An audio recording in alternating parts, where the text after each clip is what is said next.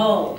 A recent Pew Research study has shown that now today, fewer Americans than at any other time have a trust in the media. It's quite the opposite. So therein lies the problem between pedagogy and practice for us journalism professors. It becomes an enigma of competing contrasts.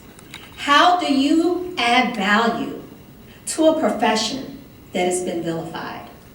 That is our challenge, and that has been a challenge for me as a professor, teaching students, some of whom are in the room, on how to have a passion and an excitement for the industry. How do we create ethical, thought-provoking journalists whose commitment to be socially responsible trump their desire to be socially famous? We're living in a world with the first reality TV president. I feel the solution for us as journalism professors: get back to the basics.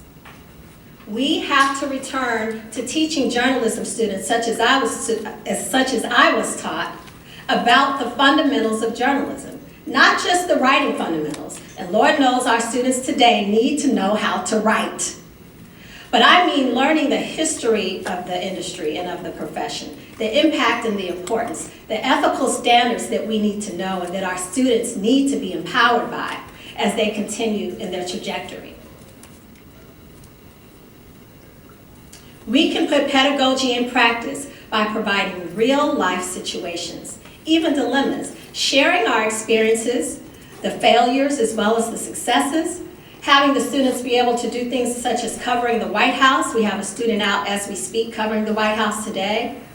Doing interviews for live events such as presidential elections, even producing their own newscasts where they put everything together from producing and writing to serving behind the scenes in all aspects of the industry.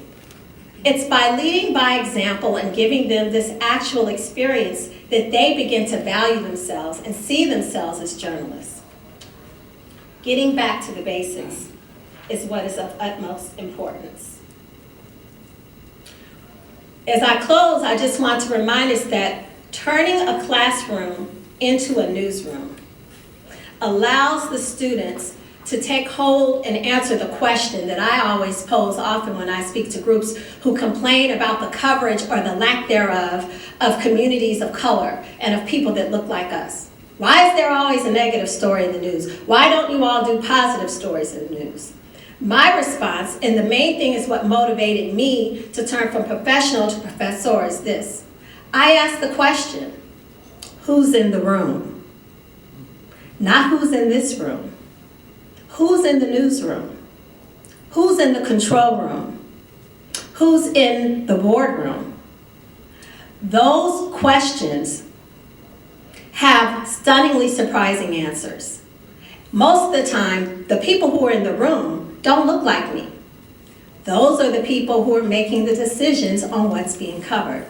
That's why I had a commitment to become a producer and an executive producer. And that's what led me to come to Howard University so that I can empower my students to make that same transition.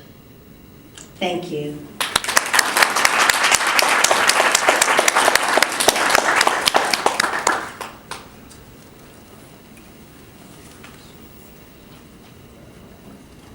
Are there any questions for Professor Thomas? I'm going to load the next presentation, so if there's any questions. Yes. I have a question.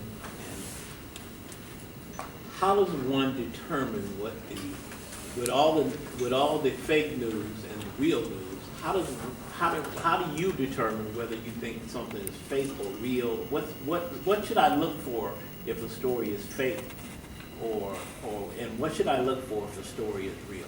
That's a great question, and can everyone hear me this way? Yeah. So in class, there's actually a quiz that we've taken during the semester, and it lists a story, and it may show a picture that's a real picture, but it's from a different time, or something that's out of context. A lot of times, what I always tell my students is consider the source. I say that consider it in life, as well as when they're examining, or for any of you that go online, look to see who the source is. And then look at what else has been posted. A lot of times you can tell if something has been photoshopped sometimes you can't. But in general, if you kind of look at the source and then read what it is, they may tell you it's a satirical publication, or it may be a name that tries to mock something else. There have been times when the news media has been fooled by people who just have that as their aim, to trick and fool the media. But in general, it's the fact checking. And that's why I say get back to the basis and fact the checks. So fake news has, the president has made it a normal thing for everyone to say fake news. And that's why those commercials like the CNN, this is an apple. No matter what else you put around it and dance around it, it's still an apple. So if we think about the fake news and we go back to War of the Worlds, if any of you remembers that, the radio broadcast that said aliens were coming to Earth, that was fake news. Okay? To report on something that the president doesn't like, that's not fake news. That's an opinion that he doesn't like what's being reported. So I always stress that we have to stick to the facts. So we report the facts and let the people give their opinion.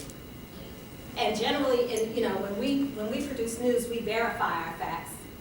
So verification is probably the biggest thing in determining what's real and what isn't. Any other questions for me? Thank you. Thank you so much.